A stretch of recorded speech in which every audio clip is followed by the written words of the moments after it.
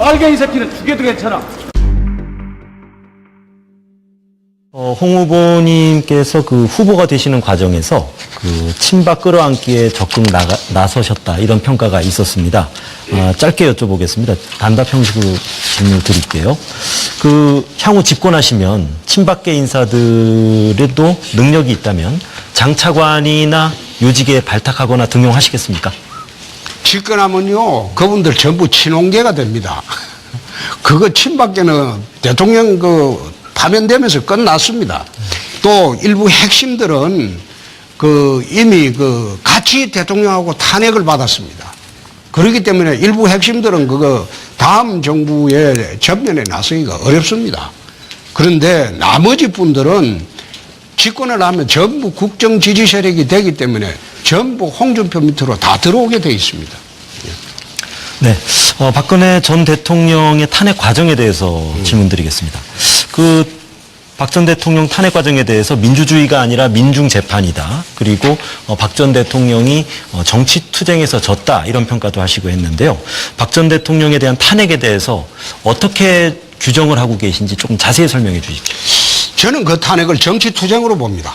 정치투쟁으로 보는데 정치투쟁에서 본질에서 졌다고는 저는 그래 봅니다. 박근혜 대통령이 탄핵의 가장 큰 원인이 되었던 최순실이한테 돈 줬다. 그거 자세히 들여다보면요. 박근혜 대통령이 최순실이한테 돈이 간 것이 아니라 K스포츠하고 미르재단인가 거기에 재벌한테 출연해달라고 요청을 했습니다. 근데 그 재산은 지금 그 재단에 그대로 다 있습니다. 그걸 최순실이가 들어묻거나 한 게 하나도 없어요. 그래서 그는 재판 과정에 공정한 재판을 하면 이 무죄라고 봅니다. 그래서 제가 이야기하는 것은 이 탄핵이 발생되는 과정을 보면 지난 공천 때 후유증으로 출발을 했다고 봅니다. 공천 때 그 당시에 심하게 대립을 이루었던 유승민, 김무성 그 두 분이 중점이 돼서 탄핵을 하고 뛰쳐나간 것이지. 그래서 탄핵이 이루어졌고 또 헌법재판소 판결도 내가 어제 JTBC에서 자세히 이야기를 했는데 난 그 판결 보면서 참 내 귀를 의심했습니다. 과연 대한민국 헌법재판소가 저런 이유로 대통령을 탄핵할 수 있는가? 나는 대통령 편드는 거 아닙니다. 편드는 건 아닌데 사법적 심판이 그건 옳지 않다는 겁니다. 예를 들어서 청와대의 압수수색을 거부했다. 그걸 탄핵의 사유로 삼습니다. 두 번째, 압수수색 거부할 수 있는 것은 형사소송법에 보면 국가보안시설에 대해서 압수수색은 거부할 수 있습니다. 두 번째, 대통령의 변명이 오락가락했다. 그거는 대통령이 피의자가 된 이상 피의자가 오락가락 변명을 하는 것은 자기 형사소송보다는 권리입니다. 그걸 확정하는 게 재판입니다. 그리고 세 번째, 또 특검이나 검찰에 조사받으러 나가지 않았다. 조사받으러 안 나가도 돼요. 그게 형사소송보다는 피의자의 권리입니다. 그러면 조사받으러 안 나가면 강제수사를 해야죠. 그 절차가 있는데 그 세 가지 이유를 들어가지고 마치 이것이 대통령이 헌법 수호 의지가 없는 양 그래 판결하는 것을 보고 저희 헌법재판소 판결이 맞나? 마치 잡범들한테 마지막에 훈계를 하면서 니 왜 거짓말했나? 결론을 내면서 재판 끝나고 난 뒤에 훈계를 하면서 너 실형 가라. 너 반성하고 있으니까 집행유예 가라. 잡범들한테 훈계하면서 재판하는 그 꼴이다 이 말이에요. 그래서 내가 그거는 누차 이야기를 냈습니다. 이거는 헌법재판이 아니다. 민중재판이다. 촛불이 겁이 나니까. 또 문재인 후보가 탄핵이 안 받아들이지만 민중혁명을 하겠다고 했잖아요. 또 뭐라고 했습니까? 보수를 불태워버리겠다고 했습니다. 이런 막말을 문재인 후보 하는 거 보고 겁이 난 겁니다. 그래서 내가 이런 판결은 옳지 않다. 나는 절대 박근혜 대통령에 비판도 많이 한 사람입니다. 그래서 참 우리 우파 진영에서 내 비난도 많이 받고 있어요. 그렇지만은 옳고 그러면 분명히 국민들이 좀 아시고 그렇게 갔으면 좋겠다는 취지에서 내가 그런 이야기를 한 겁니다. 가정법적으로요. 지난해 12월 9일 날 국회 본회의장에 국회의원 신분으로 계셨다면 그 탄핵안에 대해서 반대표를 던지셨겠습니까? 저는 그 탄핵 사유가 나왔을 때 대통령이 이런 이야기를 했습니다. 4월달에 물러나겠다. 스스로 물러나겠다. 4월 말에 하야하겠다. 그 발표를 했을 때 그때 내 페이스북에다가 글에 썼습니다. 탄핵을 하게 되면 헌법재판소로 촛불과 반대 세력들이 다 몰려갈 것이다. 그건 민중재판이 된다. 민주주의를 부정하는 것이 된다. 재판도 시위대의 압력으로 진행이 된다면 이 땅의 민주주의는 사라진다. 그래서 대통령이 스스로 물러나겠다고 했으니 스스로 물러나게 하자. 그렇게 제안을 했습니다. 그렇게 제안을 했는데 만약 제가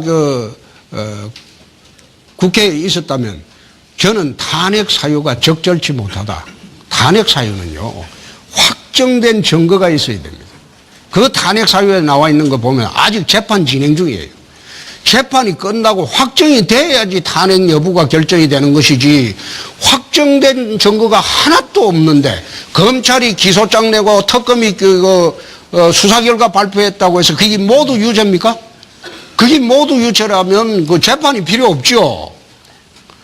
확정된 증거도 없이 대통령을 끌어내려 놓고 이제 구속까지 했다 얘기야. 구속까지 했으면 공정한 재판이라도 받게 해줘야 옳지 않느냐. 에? 만약 이게 야당이 되면 1번, 3번이 되면 이 공정한 재판을 받게 하겠느냐. 내가 그런 이야기를 합니다. 거듭 이야기하지만은 나는 친박도 아니고 이명박 대통령이 있을 때 난 친이도 아닙니다. 이해창 총재 있을 때 이해창계도 아니었고 나는 독고다이로 살았습니다. 독고다이로 살았는데 내가 앉아서 내 힘으로 쭉 정치를 해온 사람입니다. 누구 편들어 본 일 한 번도 없습니다.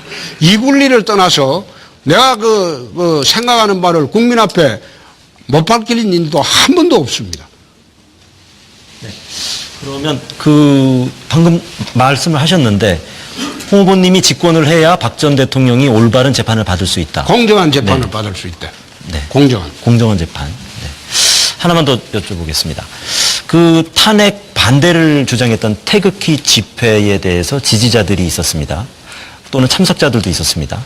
그러니까 태극기 집회 참석자 또는 지지자들의 그 표심이 홍 후보님께 향할 것이다. 이렇게 확신하십니까? 저는 결국 태극기 집회에 참여하신 분들도 그게 꼭 탄핵에 반대했다 이렇게 다 보지는 않습니다. 이 나라 자빠정거리 들어올까 싶어서 참 두려우니까 전부 태극기를 들고 대한문으로 몰린 것이죠. 그분들은 결국 이 나라 자빠정권이 들어오지 않게 하려면 5월 9일날 어떻게 해야 될지 그건 저는 명확하게 판단하시리라고 저는 확신합니다. 그렇기 때문에 그분들이 뭐 다른 선택을 하고 나는 그렇게 보지를 않습니다. 예. 네, 다음은 MBN 장광익 정치부장이 받아주시죠. 예, 저는 후보님의 이미지에 관한 질문들을 좀 드리겠습니다. 사과는 하셨지만 그 돼지 흥분제에 대한 여전히 좀 남아 있습니다. 특히 그 여성들, 젊은 여성들을 중심으로 해서 이 이미지가 참 이렇게 좋지 않아졌다는 것은 사실인 듯 보입니다. 혹시 사과는 하셨는데요. 사모님이나 가족들은 뭐라고 그러십니까? 이 문제에 대해서? 저희 애들은 이거 다 알죠. 12년 전에 이미 제가 참여록을 썼으니까 거기 보면 그것뿐만 아니라 제가 60까지 내 인생을 살면서 잘못한 이야기를 썼습니다. 오바마 대통령이 미 대선에 나왔을 때 마약을 했다고 고등학교 시절에 고백을 한 참여록을 쓴 적이 있습니다. 미국 국민들은 그거 다 용서했습니다. 지도자가 거짓말하는 게 무서운 것이지 자기 잘못을 스스로 참여하는 것, 이거는 오히려 정직한 지도자라고 그렇게 이야기를 했습니다. 그 내용을 보면 제가 한 것도 아니고 그 당시에 서울상대라고 하면 안 되지. S대 상대 학생들이 8명이 있었고 고대법대는 저 혼자 있었는데 그분들끼리 한 이야기를 옆에서 들었습니다. 근데 제가 그걸 못 말려서 말려야 되는데 못 말려서 내가 참 잘못했다. 이렇게 또 누구한테 적발이 된 것도 아니고 내 스스로 잘못했다고 했습니다. 그랬는데 그걸 갖다가 마치 대선 때가 되니까 12년 전에 제 책에 썼던 내용을 그걸 마치 내가 성폭력범이나 되는 것처럼 그렇게 확대 재생산하고 하는 거 내 사과를 몇 번 했습니다. 몇 번 했는데 그거 지금도 내가 잘못됐다고 생각을 합니다. 그 잘못된 그 행동이 한 가지뿐만 아니라 그 책을 보면 60가지가 나옵니다. 다른 59가지는 전혀 문제 안 삼고 그것만 딱 문제 삼으면 여성 표심에 좀 뭐 영향이 되겠다. 그러니까 집중적으로 문제 삼는 것인데 다시 한번 사과드리겠습니다. 그런 거 가지고 저를 매도하는 거는 그 18살 때 친구가 하는 것을 내 막지 못해서 말리지 못해서 죄송하다. 그 이야기를 내가 수차례 말씀드렸습니다. 오늘 다시 말씀드릴 테니까 그거 좀 용서해 주시기 바랍니다. 예, 여론조사 잘 안 믿으신다고 그러시긴 하셨는데 저희가 여론조사를 하다 보면 꼭 빠뜨리지 않고 하는 여론조사가 있습니다. 후보들에 대한 호감도 그리고 비호감도 조사입니다. 비호감도 조사를 해보면 늘 1위가 홍준표 후보가 많이 나옵니다. 대체 국민들이 우리 홍 후보님한테 어떤 부분에서 비호감도를 느낀다고 생각하세요? 그게 비호감도 조사를 지금 기자분한테 지금 인식이 밖에 있는 게 갤럽 조사일 겁니다. 난 그 아주 악의적인 조사로 봅니다. 그래서 아마 그때 동아일보하고 같이 조사할 때는 비호감도 1위가 문재인 후보였습니다.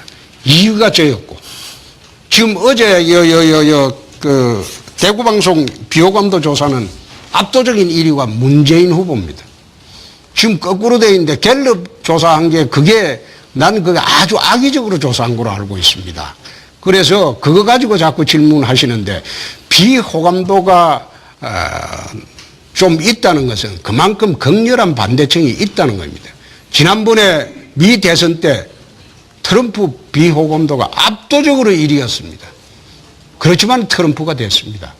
압도적인 1위로 비호감도가 있어도 사실상 호감층들이 그만큼 결집을 하는 겁니다. 근데 다시는 그런 거 질문하지 마세요. 실제로 문재인 후보가 호감도, 비호감도 1위라는 거는 갤럽 조사하고 그 당시에 동아일보 조사하고 동시에 나왔습니다. 근데 기자들은 꼭 보면 그때 동아일보 조사는 비호감도 1위가 내가 알기로는 그 문재인 후보입니다. 나는 한참 있다가 2위고.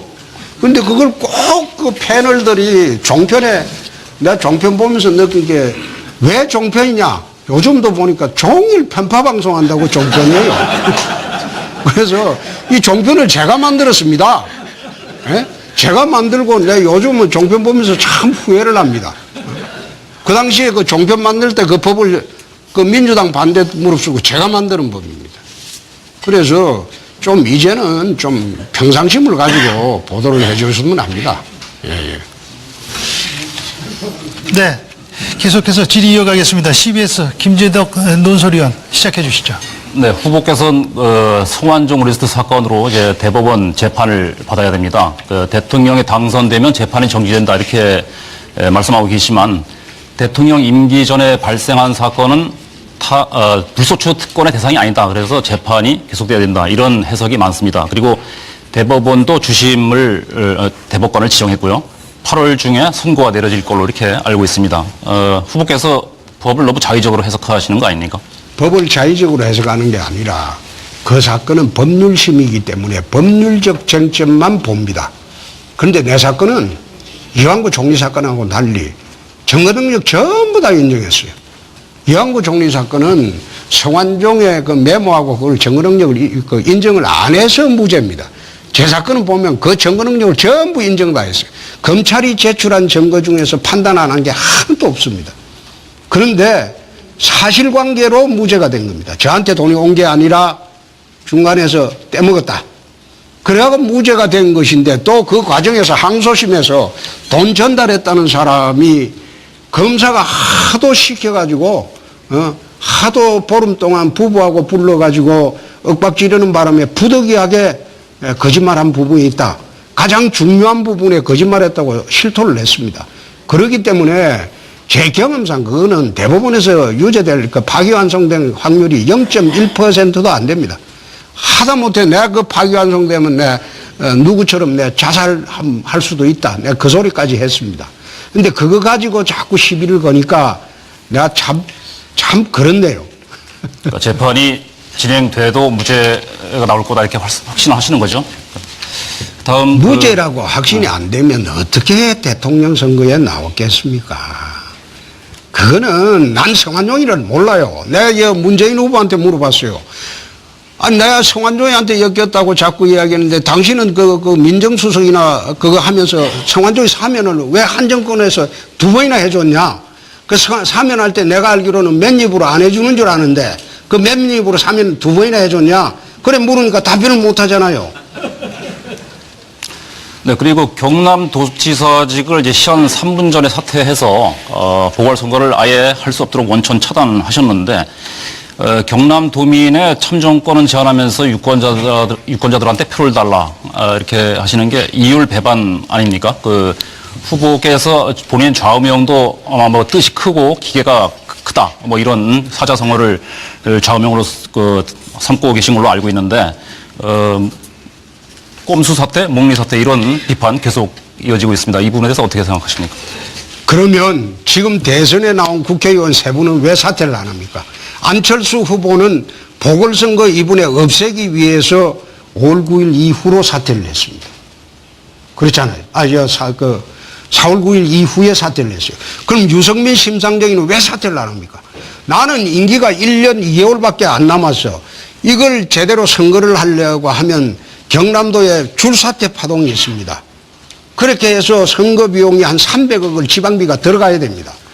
그래서 내가 선거 비용을 내가 고생해서 땅 한 평 안 팔고 3년 6개월 고생을 해서 경남도 빚을 제로로 만들었습니다.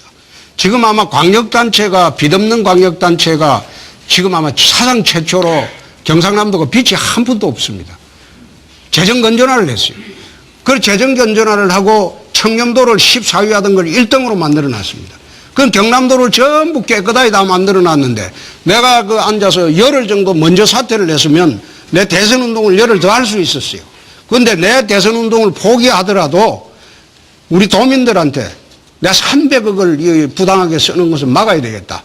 그렇게 해서 내 사퇴를 안 한 것인데 나는 심상정 후보나 유승민 후보도 사퇴를 해야 된다고 봅니다.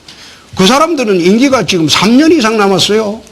3년 이상 남았는데 자기들은 사퇴 안 하고 선거 떨어지면 또 국회의원 계속 해먹으려고 하는 거 아니에요. 그게 정당합니까? 그리고 안철수 후보도 그래요. 자기가 하려면 노원에 내년 4월 돼야 지금 보궐선거를 합니다. 그럼 1년 동안 국회의원이 없는 거 아니에요.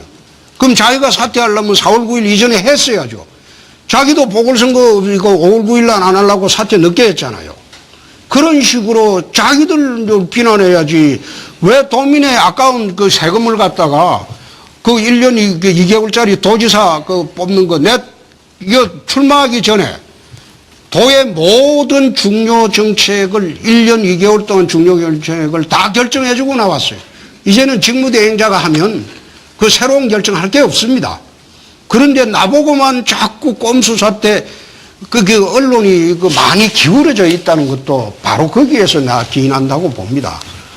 네. 왜 나머지 3사람을 사퇴시켜야지. 저는 사퇴했잖아요. 사퇴했으니까 나머지 2사람 사퇴하라고 하세요.